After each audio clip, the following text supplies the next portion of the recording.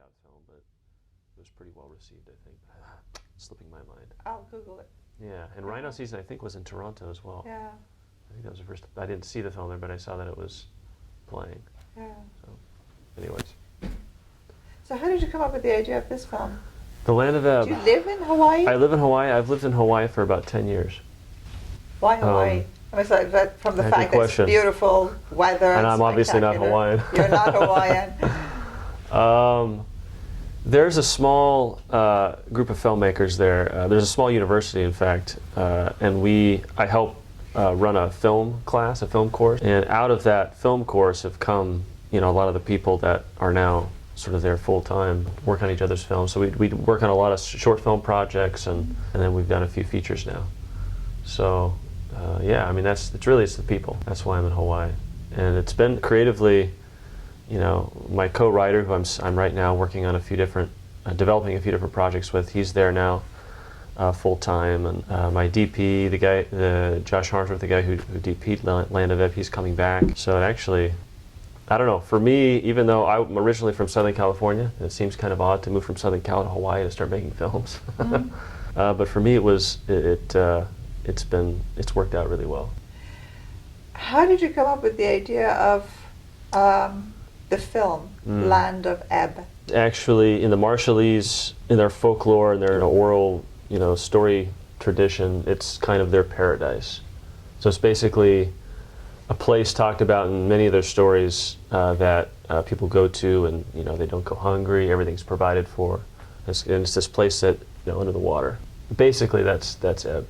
I think the reason why Garden of Eden? No. Yeah, in a way, yeah. Okay. It's almost, Okay. yeah, I mean, yeah, definitely. Yeah. You could definitely, that's probably the closest thing we have in Western culture. The main character, Jacob, sort of his whole objective throughout the whole film is to get his family and really his community to a better place, to a better standard of living, to a place where, they aren't struggling with poverty, So I think it's kind of, I use it as a metaphor for a place that he's trying to get to, Ebb. And there's illness in the fact he is diagnosed with a tumor. Yes. Right. And he's given some time to live. Yeah, very early in the film, Jacob, our main character, finds out that he's sick. It's a cancerous tumor that is probably going to kill him. So instead, as far as the story goes, he hides this fact from his family because he knows he's been here before, and he knows that if he lets them know, they're going to want him to spend the money that he's been saving, the resources that he's been accumulating to make sure that they're taken care of. They're going to want him to spend that on his treatment, which he doesn't want to do. So one of the main conflicts in the film is this secret that he keeps that kind of comes out, later on. And he takes to filmmaking. Yeah. So Jacob, he's kind of a closet Filmmaker. or wannabe filmmaker. Yeah. So I kind of have to tell you the Land of Ebb is largely based on stories that I heard from Jonathan, who plays my main character, and his family. Professional actor? No one in the film is actually a professional actor. So. It was quite a unique experience. Yeah. So basically, I've been living in Hawaii for several years already, and my co-writer and I, John Hill, were looking for a story that we could do, on a modest budget because we didn't have a lot of money, but we wanted to, make a film. So we had heard sort of through the grapevine about this community of Marshallese, these Micronesians that were living on the Big Island. And we vaguely knew kind of why they were there, which is a whole other part of, even our U.S. history, very sad part. But we heard that there was this one guy, Jonathan, in the community that was really wanted to make films, but he didn't know how. So we were curious, so we drove down there and met him, and we're blown away by what we saw. First of all, driving onto his property, it was like, and this is like right down the road from, multi-billion-dollar resorts. It felt like we were walking into a third world country, in Hawaii. Yeah, I hear Jamaica is the same. You've been to Jamaica, and it's the same. Yeah, I've never been there, but Yeah, I know neither, there. yeah. Even in the U.S., I know there are pockets like this, Yeah. but it's you know, Hawaii, kind of this paradise seen Yeah. by most of us in the U.S. It's like you'd never guess that there'd be these sort of pockets that exist there. So we drove down there and we met Jonathan. He started to show us this equipment, and you can, some of it, there's pieces of it we have in the film. It's kind of tied into the story. But he showed us, for instance, this 12-foot camera boom that he'd made out of parts that he'd gotten from, you know, rummage sales and kind of That's the indie hobbled together. spirit. Yeah, he is an indie spirit, 100%. You know. Uh-huh. So I Overdose. definitely, Yeah. yeah, because I've made stuff, but what he made was way better than anything I'd ever done. So we found out, first of all, that he has this kind of, because he's uneducated. I think he might have dropped out of high school, I think, is as far as he got. He's got this sort of engineering mind. You know, he just like, he sees a picture of something, for instance, and he somehow figures out a way to build it. You know, so Like lay musicians who don't read but who have Yeah. terrific ears. absolutely. Yeah. Oh yeah, no, Yeah. yeah, for sure. And he stands out. So, you know, this boom, like, it worked better than anything I'd ever built, you know. But he wanted to make a movie and didn't know how. So John and I spent the next 2 or 3 months just hanging out with him and spending time with his family and the community, going to birthday parties. And basically we decided to produce a movie together. So he's actually one of the producers. And then later he became He's also our... the gaffer and one. Yeah, well, yeah. No, he ended up becoming the main actor as well, which wasn't planned from the beginning. But we did a screen test because we kind of went the traditional route for casting, and tried to find Marshallese actors through some casting agents in Honolulu, but there weren't any. So we had to. Find out. We realized, okay, this is going to have to happen in a more organic fashion. So we started looking within the community there, especially for the main character, because we knew, you know, the film hinged on his performance, you know. And the character was largely based on Jonathan. And again, stories we'd heard from him. And we went from there. And then a lot of the other actors are actually cast from his own family and other people in the community. So yeah, it was a very organic process that all kind of happened locally there. So from the time that you not even met him, because that would be a different story, from the time that you decided you're going to make the film, Yeah.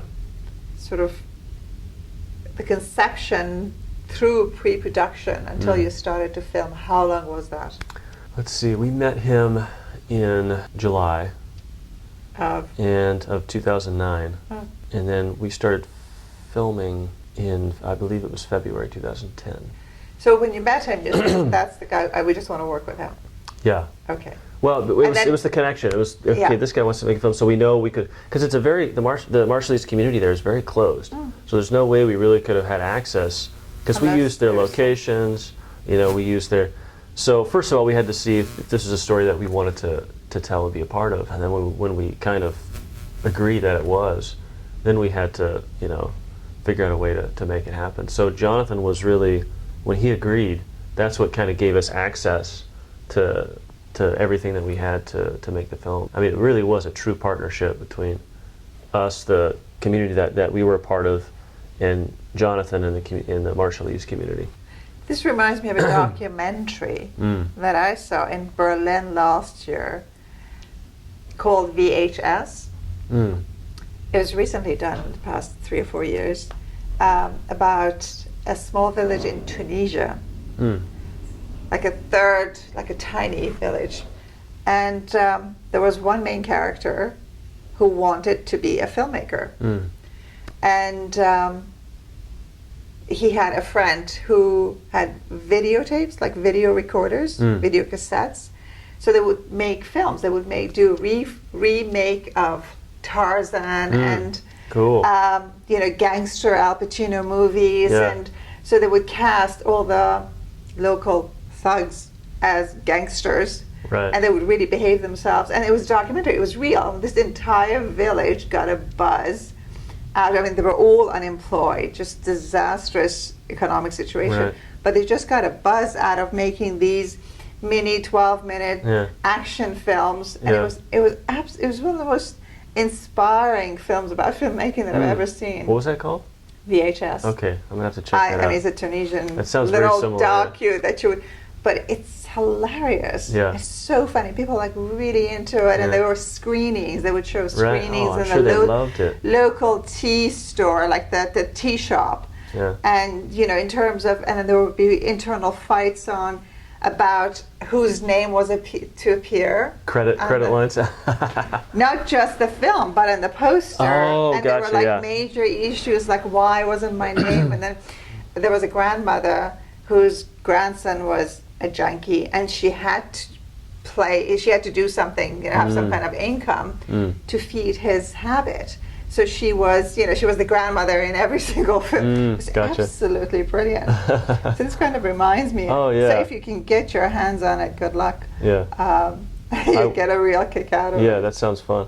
Yeah, definitely. So that sounds how like the is same this- spirit. Yeah, At the that's very- what at the I very mean. least, Like the that same kind spirit, yeah. of the urge to And it's funny create. because Jonathan, like, I'm helping him actually direct his first film right now. Yeah. So he's really he's actually casting himself in one of as the Magic Man. channeling Orson Welles. Exactly, A right? magician. Actor, right? Yeah, he's really fascinated. I mean, he loves technology, so I think he's fascinated by the technology involved in filmmaking. I mean, more of his questions had to do with what kind of equipment we were using and how do I get a hold of that and how do you use that. What did he do before? I mean, like, He- what's his he, professional training? Or Well, no professional training, but he basically taught himself to be a mechanic. So before he actually did that before when he was still living in the Marshall Islands. I mean, he's just a driven individual. He's really an inspiration to me. He's one of my heroes for sure. But trained himself to be a mechanic. So I think one of his first jobs in Hawaii was fixing like tour buses or something. A lot of the work that he and the Marshallese community do now is like picking coffee beans and mac nuts. Those are kind of the two big agricultures in Hawaii. But for Jonathan, that was kind of his main, But he's always had this knack for, I mean, as long as I've known him, and then obviously, just looking at his house, he's got half-built things all over his house, and anything that's electronic or mechanical that he finds at a garage sale, he's going to probably want to buy it or acquire it somehow fantastic. and fix it up. And then he brings it home, and I'll see him when I get there working on it That's and fabulous. soldering or. That's fabulous. Earlier, you did talk about the fact that, obviously, it's an indie film. It's low budget. It's very low budget. Yes. Yeah. You did a Kickstarter project with this? No, I didn't do any Ah. crowdsourcing, but Yeah. So where are you? When was it finished? When did you start? When was the first screening? we finished it the end of or the beginning of 2012, and our first screening was in Toronto. That was our premiere, world premiere, in September. Okay. So At and then- TIFF? Yeah, at TIFF. Okay. Yeah. How is it received by the Hawaiian community or Marshallese community?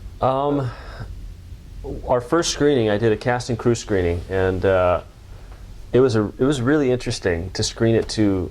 So all the people the Marshallese that were in the film came, and all the kids were in the front row, and we did this in Kona, in Hawaii, where I live, and totally different experience than any other screening I've had. I mean, first of all, like, I think just for them to see themselves portrayed on the big screen, and if they weren't in it, to see someone that they're close to or they know. I think was A buzz. yeah. I mean, it was you could tell they were enjoying it, Yeah. And now, of course, they laughed at all the wrong parts and stuff. But Or the right parts. yeah, well, exactly. I loved it because it's like, I mean, they were in. I mean, I saw that they were enjoying it, and for different reasons than maybe we intended, but that's okay. Seeing at least a part of their life kind of portrayed in a professional way or in a way that they hadn't seen before. So that was really cool. The Hawaiians, the Marshallese, and the Micronesians in general. There's a few different island groups that are there in Hawaii. They're kind of at the low rung on the totem pole. Because of economic? Yeah, economic. Issues. Often there's stigmas attached to them, being freeloaders and different things that I think you find probably, every area has a group maybe that kind of has those things attached to them. So they do kind of carry this, I think, in Hawaii. Like, in fact, Jonathan's one of his first jobs when he first moved to Hawaii 20 years ago, volunteer jobs, was to break up fights between the Marshallese and the locals. at the local high school. But I think a lot of it's just lack of understanding, lack of knowledge, about where they came from, why they're there. And a lot of people, even locally, they have no idea. They just see them, and the judgments that exist persist. And so we had a screening we screened at Hawaii International Film Festival. We had 2 screenings there. So Jonathan was able to come to that one. So we did a Q&A after the screening, and as we were about to walk off, this small group of Hawaiians stood up in the audience and they started singing in Hawaiian. So I didn't know what they were singing, but I found out later You don't that speak Hawaiian? no, Okay. aloha and mahalo. Yeah. We found out later that it was a song of like respect and honor. Wow. And in Hawaii, when Hawaiians sing to you like that, that's what they're doing. Is Beautiful. they're honoring somebody. Yeah. It was pretty incredible. Like we didn't know them.